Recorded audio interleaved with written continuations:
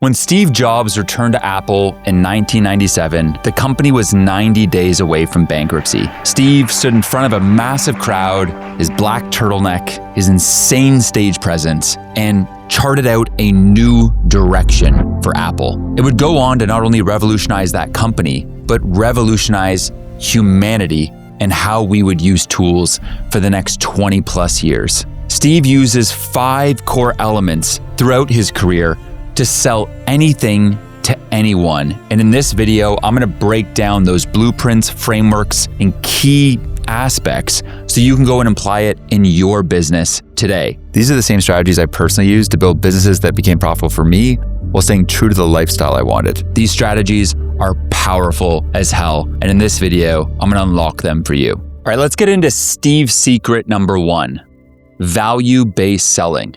To me, marketing's about values. This is a very complicated world. It's a very noisy world.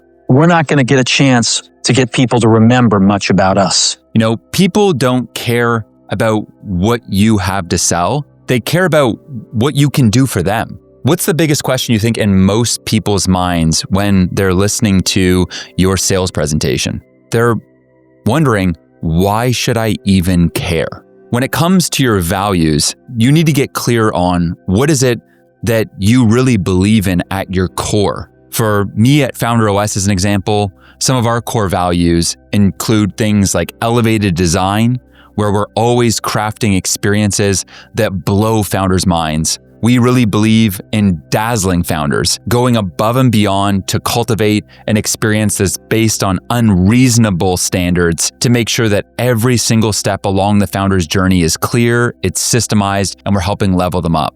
Similarly, we have the value of really going and creating exceptional experiences in communities. We are aiming to create the greatest founder community of the 21st century. And Steve was really big on this. And his Think Different campaign and, ads like the crazy ones, it was all about showing people not just the benefits of a product, not the features, but what is the values of this brand. And if the heart and the soul of the brand can deeply connect with the core identity of the person you're trying to go and attract to it, it magnetizes people. And it's not just about, your mission, your values, your vision, but it's much more about the soul of the brand and what it's all about. So what are your values? What are 5 core values that your brand stands for? That when you're selling people, you can connect deeply with those values first, because there's a big opportunity that most entrepreneurs miss. They miss the opportunity to talk about, what they really believe in. I know that when I am selling someone, oftentimes the thing that stands out most is that people can tell that I deeply care. And this is something that I learned from Steve Jobs. There's a famous clip of Steve. You can probably check it out right here. What's it like to get rich? It's very interesting. I was worth about over $1 million when I was 23, and over $10 million when I was 24, and over $100 million when I was 25. It wasn't that important because I never did it for the money. It was about making an impact for humanity. Steve never cared about being the richest guy in the graveyard. It was about creating something that stand for beauty, for simplicity, for sophistication, and could generally make an impact in millions of people's lives. I think Steve is super underrated, actually. There's all this talk these days about entrepreneurs like Elon Musk or Jeff Bezos. But meanwhile, I think that Steve is basically still the one majorly responsible for the market cap of Apple, which is now over $1 trillion. They're still benefiting from Steve's innovations 20 plus years ago, like the iPhone and iPad. And to think that someone who's now passed for over 20 years is still having that big of an impact 20 years later, helping build $1 trillion plus market cap company when he didn't even care about the money is insane. Imagine the impact you could have, not just on your bank account, but on the movement you're creating. If you focused on developing your beliefs, your values, and also a key point of view. Because what happens when you go and you market and you sell like this is you create resonance. People can deeply resonate with what you're saying. And it's not just about the words, it's that they can connect with what you care about. And in a world filled with AI and everyone just being like everyone, and a world of sameness, you can stand out amidst that noise by really caring about your values. For me, it's things like obsessing over quality. It's things like elevated design. It's being insanely simple with everything we do with Founder OS and helping founders build these systemized empires. And the more we show we care, the more that we put these values out to the world, the more that people with similar values are attracted to us. Now, it's all good to have, all your value-based selling and all your values nailed down, but it's nothing if you don't have this next secret nailed. And the next secret is Steve's secret number 2, insanely simple. Simplicity is the ultimate form of sophistication. This is a quote from Leonardo da Vinci. I know it's something that had a massive impact on Steve's approach to products. From Steve's study of things like, Zen, he came to learn that keeping experiences as simple as possible was what was going to help Apple stand out long term. You can see this when Steve was developing the iPhone. At one point, it had, one button on the screen. And at that point, Joni Ive and the team at design there thought that they had done it. They had created a phone so simple it was ready to go. But Steve encouraged them to even remove that button so that the screen was buttonless. And at the time, this was insane. This was a time where BlackBerry existed. You had your Razr Motorola phones with buttons on it. Shout out, Razr, such a great phone. And Steve was like, no buttons. And this is just one of many examples of Steve getting down to simplicity. And it wasn't just in his thinking towards products, it was in his approach to selling as well. You can see this in the ads like Think Different, right? Where it's just 2 words, but inspired a generation. Or in ads like the crazy ones, where the simple concept of just showing people over history that had reinvented their given areas and were crazy enough to change the world, and then associating these people with Apple the same way that, Nike used athletes to inspire people to just do it. It was a simple concept and delivered magnificently. When you're going and selling people, you gotta keep it insanely simple.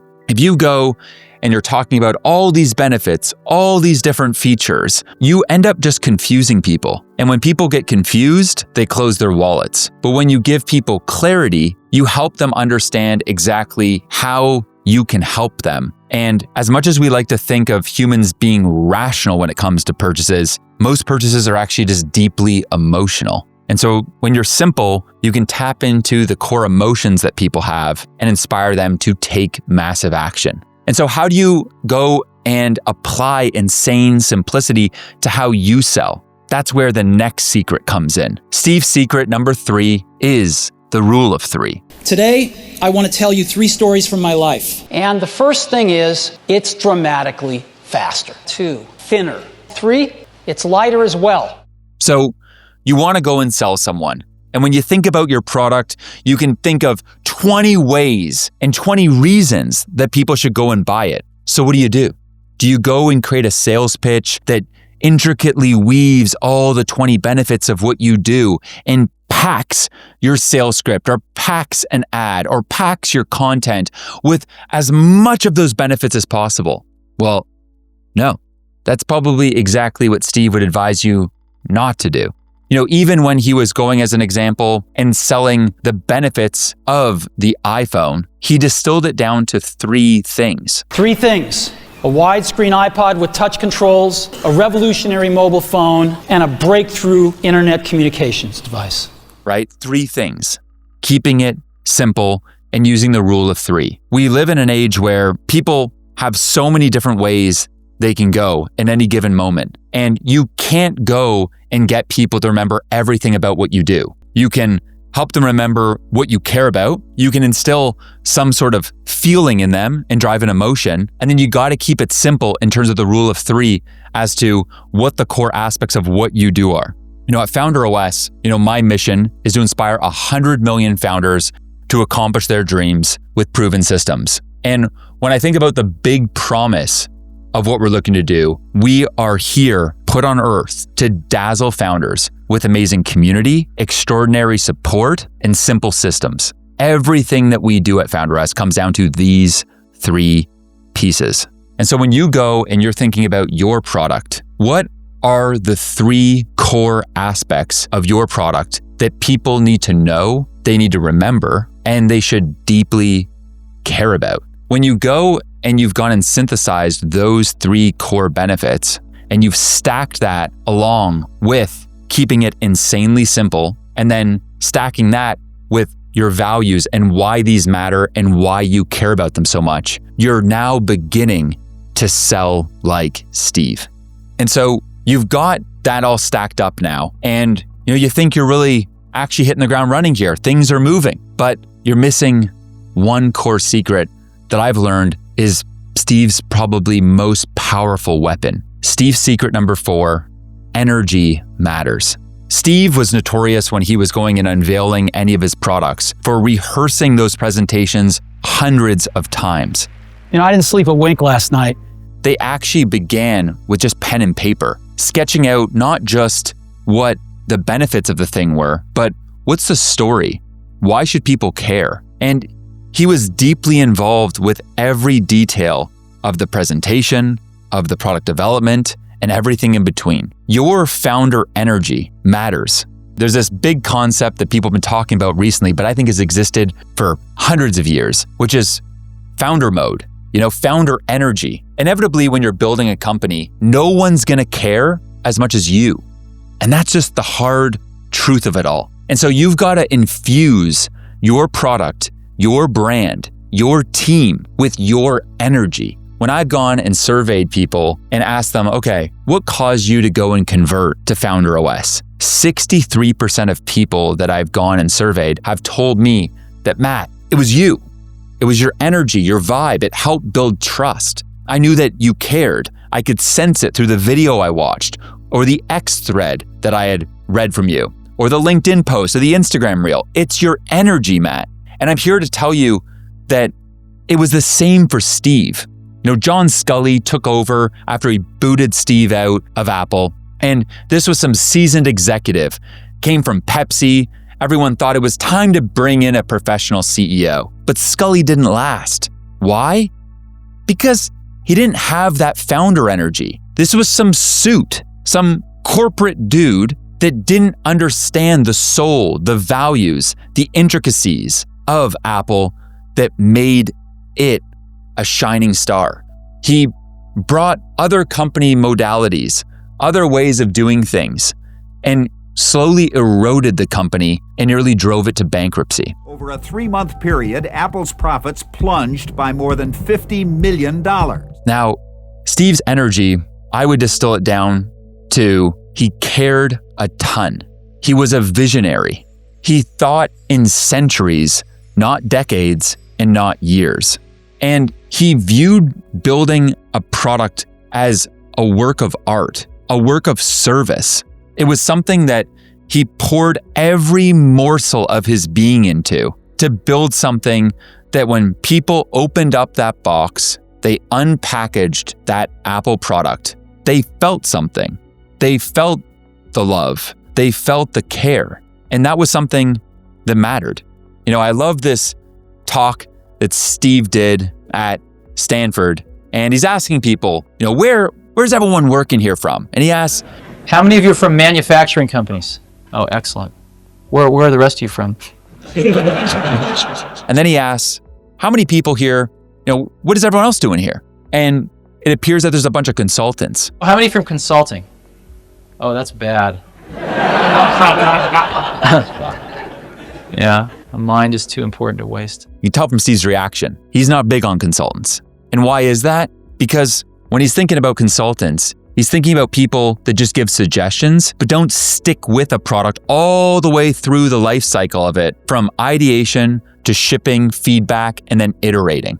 And he was big on people pouring their energy into every piece of that product development process. The ideation, the creation, the refinement, the distribution, the marketing, the copy. Your product has a ton of details that will make it successful. And the best sales strategy is nailing the product. And the product, it comes down to the details.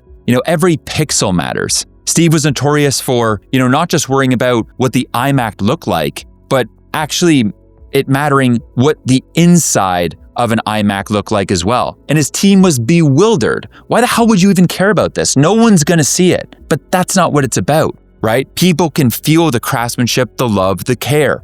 And the inside of the iMac did matter to Steve. And it's that level of giving a shit that separates Steve from 99.99% of founders out there. And it's this level of detail, this level of care, this energy, that when you bring that to your company, it's the difference between you being another fish in the sea in your industry or redefining a category. And if you're watching this, you're here to do the latter. And so there's a few questions to ask yourself. What energy am I trying to bring daily to my team, to my product? What is the energy that I will not tolerate in my company? And I think this is an important one, that last one, because there's a lot of stories of Steve being an asshole and really hard to work with. But I think that's a load of shit. The reality is that Steve was well aware that in life, you get what you tolerate. And Steve was the last person on earth to go and tolerate mediocrity. So somebody's got to say, here's what we can do and we can make it happen. And here's the level of thing we can ship in 16 months. And what I hear him saying is, well, anything more than a Porter Mac author, forget it. And boy, that just makes me smoke. And so when he thought about going and building a brand and building something that was timeless and iconic, he could only tolerate extraordinary. And so anything below that, he had to be ruthless about those extraordinary standards. Well, George, I can't change the world, What do you want me to do? What's the solution? But you see, what we can learn is why... What I want is probably irrelevant. There are certain realities here. And while for some, that may have come across as difficult, ignorant, an asshole, to Steve, it was about standing for something. It was about building something that mattered. It was about creating something that would stand the test of time. And he did just that. Now, all of this is awesome, but Steve's secret number 5, I think, is the one that when you implement this today, you will surely transform your brand and your business. Steve's secret number 5, build a founder-led brand. When people think about Tesla, they see Elon Musk. When people think about Virgin, they see Richard Branson. And when people think Apple, they think Steve Jobs. There's a reason for this.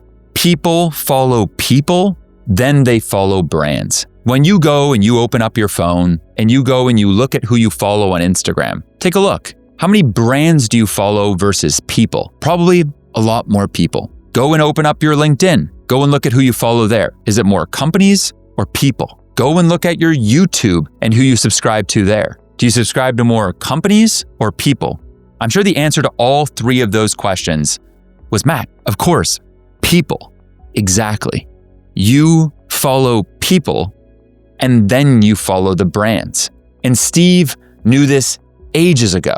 There was a reason that when Steve left, Apple fell apart. And while Apple was falling apart, Steve invented Pixar and revolutionized animation and animation technology, right? It was him and his brand, his energy that people gravitated towards. And Steve understood the importance of putting himself out there. It was Steve that delivered the presentations. It was Steve that was intricate to each of the marketing campaigns. It was Steve that helped invent the Think Different campaign and Crazy Ones in 1984.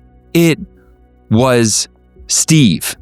When you're building your brand, are you putting yourself out there? Are you letting people know what you stand for? Are you crafting the words, the copy, the designs? Are you paying attention to the details? Are you creating content around your brand? Are you sharing what you believe in? because the key ingredient to building what Steve built, it was Steve. And it was the content that he created, whether that was through the Apple keynote presentations, or that was through the ads he was intricately involved in, or the speeches of which have millions and millions, if not billions of views by now. Steve putting himself out there was a massive component. Along the way, I think one thing that I really admire about Steve was, his choice of words. Even the way they branded things at Apple, right? It was all so intentional.